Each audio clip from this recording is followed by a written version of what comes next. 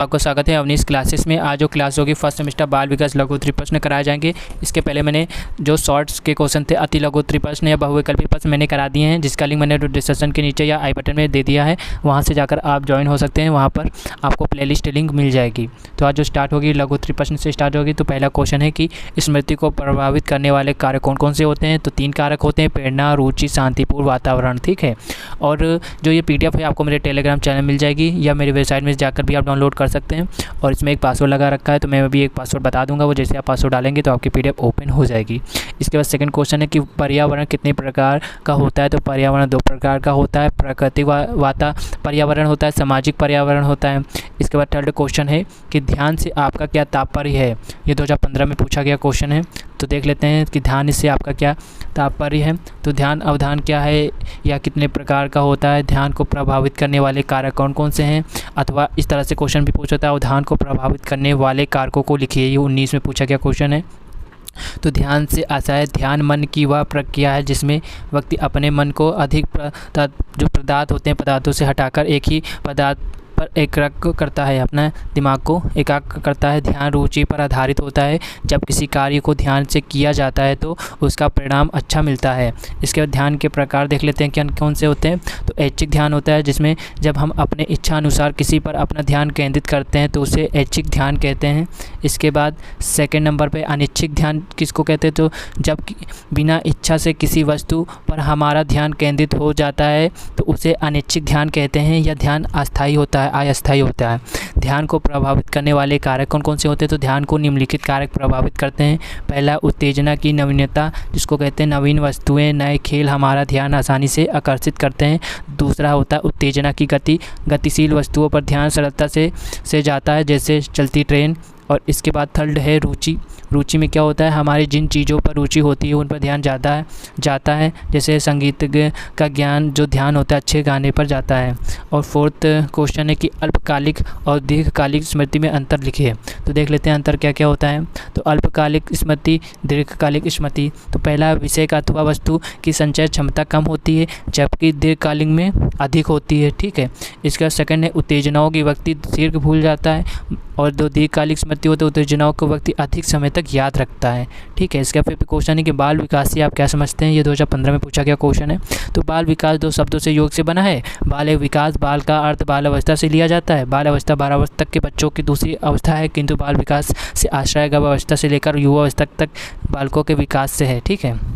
ये अगर शॉर्ट में पूछा जाए तो आप इतना लिख सकते हैं, लॉन्ग में पूछा गया तो आप यहाँ तक लिख दीजिएगा कि विकास का अर्थ एक ऐसी प्रक्रिया से लगाया जाता है जिसका प्रारंभ गर्भावस्था से होता है या जीवन पर्यंत से किसी न किसी रूप से चलता रहता है। विकास प्रणाली में पाई जाने वाली या उस स्वाभाविक प्रक्रिया को कहते हैं जिसमें प्राणी गर्भावस्था से लेकर जो वृद्धावस्था तक अपने क्रमिक शारीरिक तथा मानसिक परिवर्तनों से गुजरता है। अतः बाल विकास मनोविज्ञान की वह शाखा है जिसके अंतर्गत विकासात्मक दृष्टिकोण अपनाते हैं और वे गर्भावस्था से लेकर अवस्था तक के मानव के व्यवहार अर्थात शारीरिक एवं मानसिक क्रियाओं में होने वाले क्रमिक परिवर्तन जो व्यक्तिगत होते हैं उनका स्वरूप समय तक कारणों एवं उनमें अंतर्निहित प्रक्रियाओं का वैज्ञानिक अध्ययन किया जाता है। ठीक है। जिसमें हॉलॉक के अनुसार क्या है।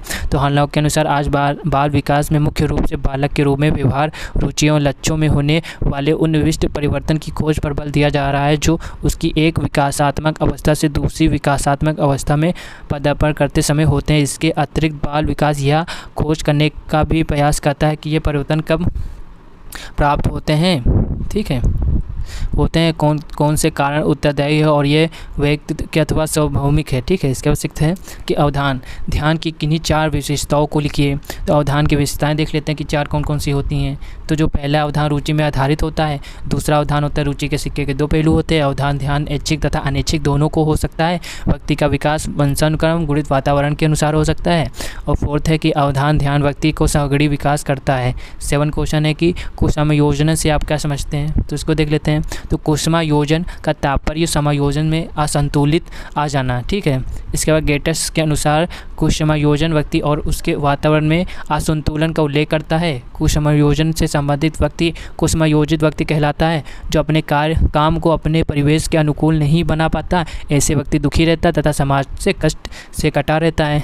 इसके बाद 8वां क्वेश्चन है कि व्यक्ति भिन्नताओं से आप क्या समझते हैं। 15, 16, 19 में पूछा गया क्वेश्चन है कि व्यक्ति भिन्नता से आपका तात्पर्य है। व्यक्ति भिन्नता का अर्थ लिखिए। तो देख लेते हैं ये क्या होता है।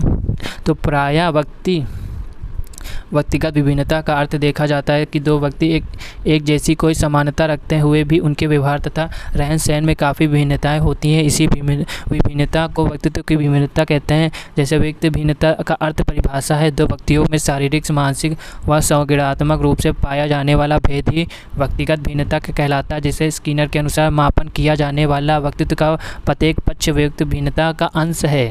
इसके बाद महत्व क्या है। तो व्यक्ति भिन्नताओं के आधार पर मानकर हम वर्गीकरण कर सकते हैं अथवा अंतर स्पष्ट कर सकते हैं। सेकंड आप लिख सकते हैं कि शिक्षा मनोविज्ञान में व्यक्ति भिन्नताओं के माध्यम से हम यह जान सकते हैं कि किसी व्यक्ति के सीखने कार्य करने की योग्यता कितनी तथा कैसी है। ठीक है। इसके बाद है व्यक्ति भिन्नताओं के प्रकार। अगर पूछ ले तो क्या लिखेंगे। तो बुद्धि में भिन्नता, एक ही कक्षा में अध्ययन करने वाले छात्रों में कुछ समान बुद्धि के, कुछ श्रेष्ठ बुद्धि, कुछ अतिश्रेष्ठ तथा मंद बुद्धि वाले भी होते हैं।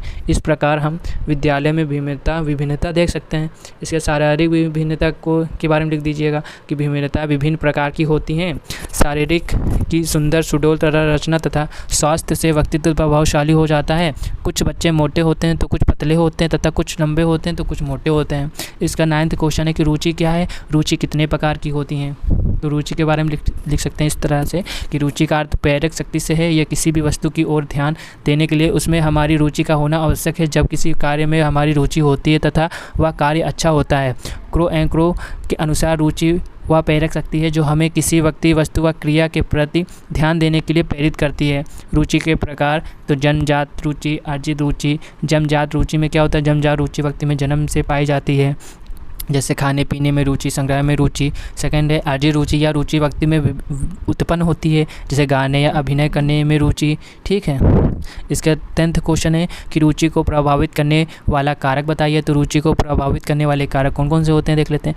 परिवार की आर्थिक दशा, अभिभावकों का अनुचित व्यवहार, ध्यान केंद्रित न होना, विद्यालय का कठोर वातावरण, नीरस एवं कठिन पाठ्यक्रम, शिक्षकों का अनुचित व्यवहार। इसके बाद 11वां क्वेश्चन देख लेते हैं क्या है। जीन पियाजे तथा बूनर ने बौद्धिक क्षमता को कितने भागों में विभाजित किया। तो जीन पियाजे में बौद्धिक क्षमता ने जीन पियाजे ने 4 भागों में विभाजित किया है। इंद्रजनिक ग्रामक अवस्था, पूर्व संकीर्णात्मक अवस्था, मूर्त संज्ञात्मक अवस्था, अमूर्त संज्ञात्मक अवस्था। बूनर एवं भौतिक क्षमता होते हैं। बूनर ने 3 भागों में विभाजित किया है। क्रियात्मक अवस्था, प्रतिबिंबात्मक अवस्था, संकेतात्मक अवस्था। इसके बाद 12वां क्वेश्चन है कि केंद्रीय पंक्ति का अर्थ बताइए। तो केंद्रीय पंक्ति का आशय पदार्थों की जटिलता को कम करने के लिए तथा उन्हें तुलना किया जाता है, तुलना योग बनाने के लिए यह आवश्यक है कि उन विभिन्न तत्वों को एक अंग में कम करके तुलना की जाती है। ठीक है। इसी तरह से आपको जवाब देना है। इसके बाद 13वां क्वेश्चन देखते हैं। अनुकरण द्वारा सीखने से आपका क्या आश्रय है। तो सीखने की प्रक्रिया में अनुकरण का महत्वपूर्ण स्थान है। विद्यालय में छात्र अपने शिक्षकों का अनुकरण करते हैं। अनुकरण से तात्पर्य दूसरे की नकल करके सीखना।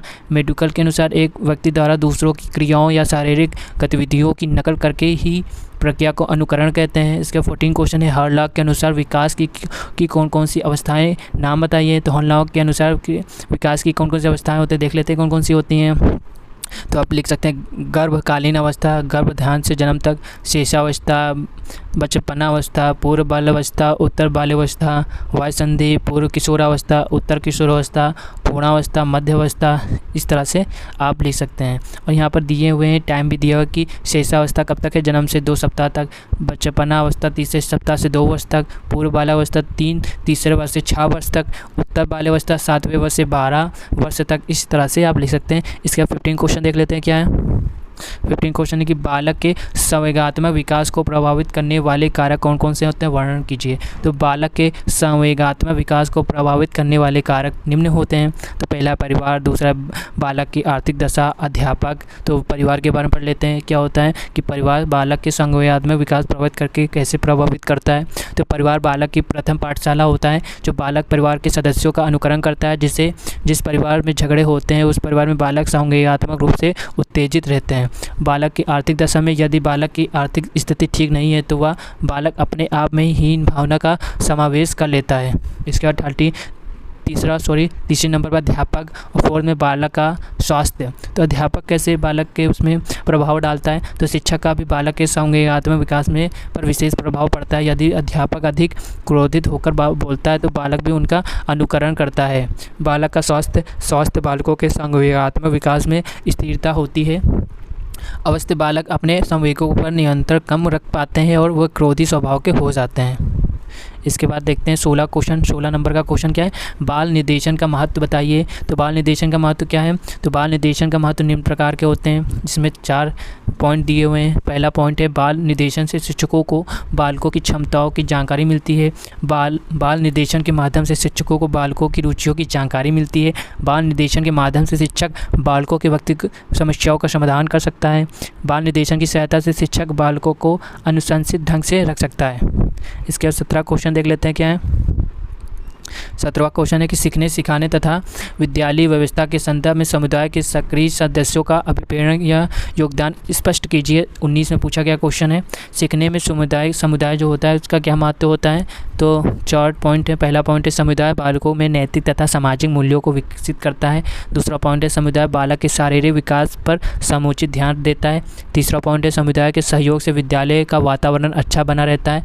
चौथा पॉइंट है समुदाय में बालक को आत्मप्रकाशन तथा आत्मविश्लेषण का अवसर मिलता है। ठीक है। इसके बाद 18 क्वेश्चन देख लेते हैं, बाल विकास के संदर्भ में सामाजिक विकास से आप क्या समझते हैं। 2015 में पूछा गया क्वेश्चन है। ये पीडीएफ आपको मेरे टेलीग्राम चैनल में मिल जाएगी। आप जैसे स्मॉल लेटर में अवनीश क्लासेस डालेंगे तो आपकी पीडीएफ ओपन हो जाएगी। ठीक है। इसके बाद मानसिक विकास का अर्थ क्या है, तो बालक का समाजीकरण परिवार में ही आरंभ होता है। परिवार के सदस्य जैसा व्यवहार करते हैं बालक भी वैसे ही व्यवहार का अनुकरण करता है। और बालक में सामाजिक विकास होना अत्यंत आवश्यक है। बालक में सामाजिक विकास के लिए बालक के माता पिता की आर्थिक स्थिति, विद्यालय का वातावरण, माता पिता का दृष्टिकोण आदि अपना बहुमूल्य योगदान देते हैं। इसके बाद 19वां क्वेश्चन देख लेते हैं क्या है। इसके बाद एक लास्ट क्वेश्चन और है, इसके बाद क्लास खत्म हो जाएगी।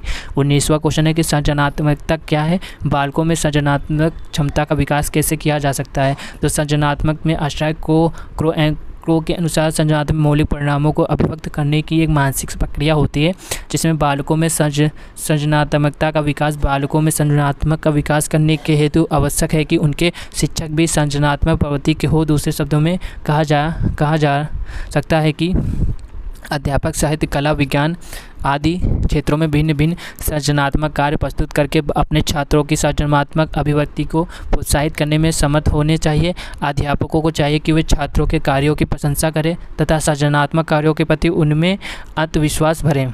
20 क्वेश्चन है कि परिपक्वता को परिभाषित कीजिए तथा परिपक्वता का टिप्पणी कीजिए। तो परिपक्वता का अर्थ परिभाषा लिखिए। तो देख लेते हैं क्या है। परिपक्वता वह स्थिति है जिसमें वह शारीरिक पूर्णता को प्राप्त कर लेता है। सामान्यतः 25 वर्ष की आयु में परिपक्वता की आयु मानी जाती है। इस अवधि में शरीर अपनी पूर्णता को प्राप्त कर लेता है और मस्तिष्क का पूर्ण विकास हो जाता है। इसके बोरिंग के अनुसार परिपक्वता गौण विकास है जिसका अस्तित्व सीखी जाने वाली क्रिया व व्यवहार के पूर्ण होना आवश्यक है। ठीक है। इसी के साथ ये 20वां क्वेश्चन भी समाप्त हुआ और आज की क्लास समाप्त हुई। अगर आपको क्लास अच्छी लगी तो क्लास को लाइक और शेयर जरूर करिएगा। अभी तक आपने चैनल को नहीं सब्सक्राइब किया तो सब्सक्राइब कर लीजिए। हम आपके लिए ऐसे क्लासेस लाते रहेंगे और सारे पीडीएफ नोट्स आपको मेरे टेलीग्राम चैनल या मेरी वेबसाइट में मिल जाएंगे, वहाँ से आप डाउनलोड कर सकते हैं। और इसके पहले की क्लासेस आपको देखना है तो मैंने आई बटन में वीडियो लिंक दे दिया, वहाँ से जाकर आप देख सकते हैं, या मैंने प्ले लिस्ट बना दी है, आप प्ले लिस्ट भी चेक कर सकते हैं। मैंने वहाँ पर सारे प्ले लिस्ट एक एक करके बना दी है, अब वहाँ से भी आप जुड़ सकते हैं।